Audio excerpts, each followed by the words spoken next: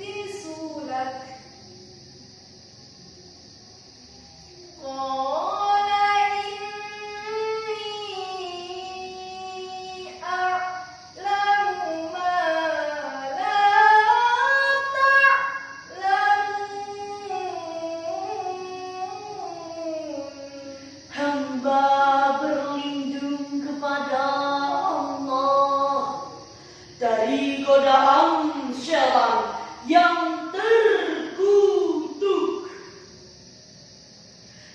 dengan menyebut asma Allah yang Maha Pengasih, Maha Penyayang.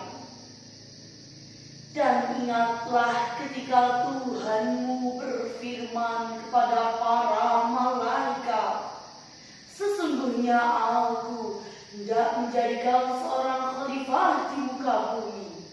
Mereka berkata, mengapa hendak menjadikan khalifah di bumi itu seorang yang akan berbuat kerusakan padanya dan menumpahkan darah? Padahal kami senantiasa bertasbih dengan memuji Engkau dan mensucikan Engkau. Tuhan berfirman, sesungguhnya Aku mengetahui apa yang tidak kamu ketahui. Hadirin yang berbahagia, Profesor Wahbah Az-Zuhairi, Guru Besar Universitas Al-Azhar, dalam tafsir Al-Munir jilid 1 halaman 92 menegaskan bahwa kata ja'ilun berasal dari kata kerja ja'ala. Kata ja'ilun memiliki dua maf'ul, yaitu fil ard dan khalifah. Kata fil ard bermakna bumi adalah ruang dan khalifah bermakna peran. Lebih lanjut mengenai peran khalifah, Profesor Dr. Muhammad Quraish Shihab dalam tafsir Al-Misbah jilid 1 halaman 142 menegaskan bahwa dalam ayat ini menggambarkan anugerah dari Allah kepada anak cucu Nabi Adam alaihissalam yang diamanai mengelola bumi untuk membangun peradaban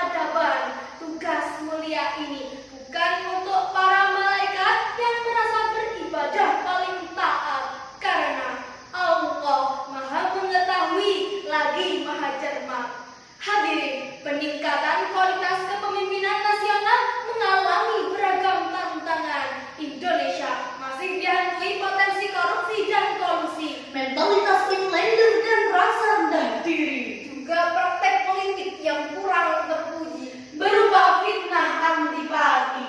Buktinya, menjelang Pilkada serentak 28 Juni 2018, banyak gubernur dan bupati menjadi tersangka korupsi. Di sisi lain hadirin, virus fitnah antipati mulai menggerogoti bangsa ini. Ditambah banyaknya kelompok pengecut dari sosial media yang menyebar fitnah hanya untuk memenuhi hasrat politik kelompoknya. Tak jarang isu agama dijadikan senjata untuk melemahkan Pancasila.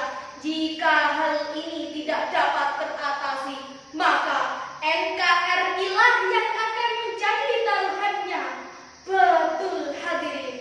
Berikut kami persembahkan sebuah nada untuk Indonesia sebagai wujud kepedulian kita.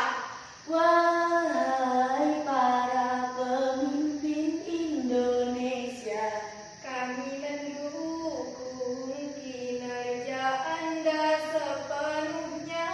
Landasi kerja nyata dengan iman dan takwa. demi terciptanya Indonesia Jaya, negeri aman makmur dan sentosa.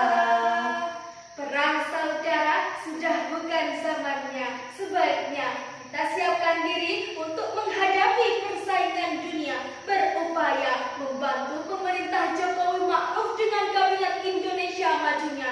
Karena Indonesia membutuhkan sosok pemimpin yang berjiwa ikhlas, Berpikir cerdas, berwawasan luas, berkomitmen tegas, dan bekerja keras. Solusi nyata ada dalam firman Allah Al-Quran Surah Al-Imran ayat 159 sebagai berikut. Fabima rahmatin minallahi linta lahum walau kunta faddan ghalidhal qalb walau kunta faddan ghalidhal qalbi lanfaddu min hawlik fa'fu anhum wastaghfir lahum wa syawirhum fil amr فإذا عزمت فتوكل على الله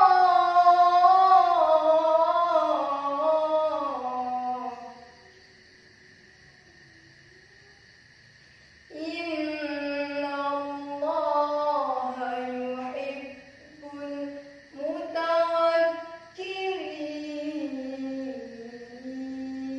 المتوكلين. Shadaqallahul azim. maka disebabkan rahmat dari Allah lah kamu bersikap lemah lembut terhadap mereka. Sekiranya kamu bersikap keras lagi berhati kasar, tentulah mereka akan menjauhkan diri dari sekelilingmu. Karena itu, maafkanlah mereka, mohonkanlah ampun bagi mereka, dan bermusyawarahlah dengan mereka dalam urusan itu.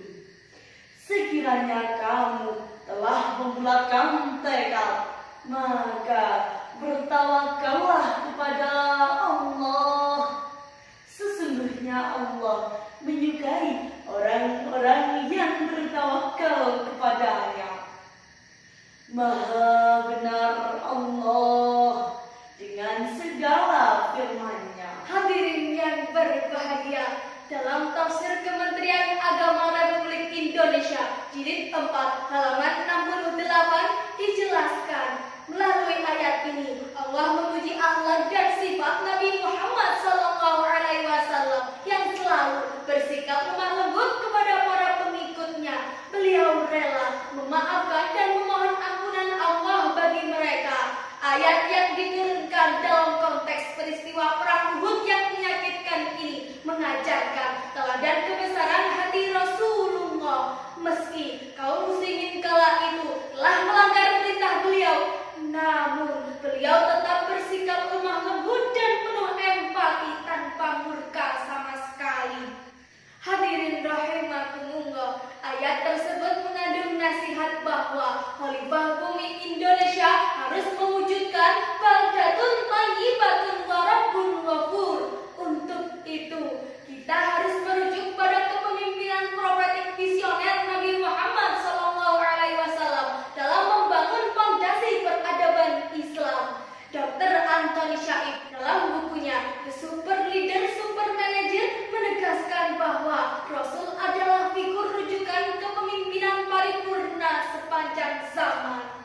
Hadirin rahimakumullah, pemimpin profetik yang visioner harus mengedepankan musyawarah, menegakkan keadilan, dan membangun ruang kebebasan berpikir.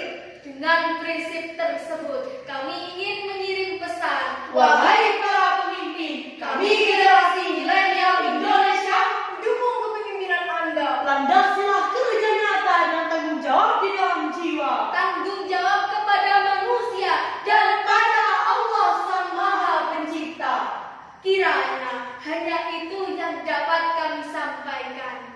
Pakai sampo, jangan lupa kondisioner agar rambut makin terpelihara. Mari bangun kepemimpinan visioner agar negara aman dan sejahtera. Terima kasih atas segala perhatian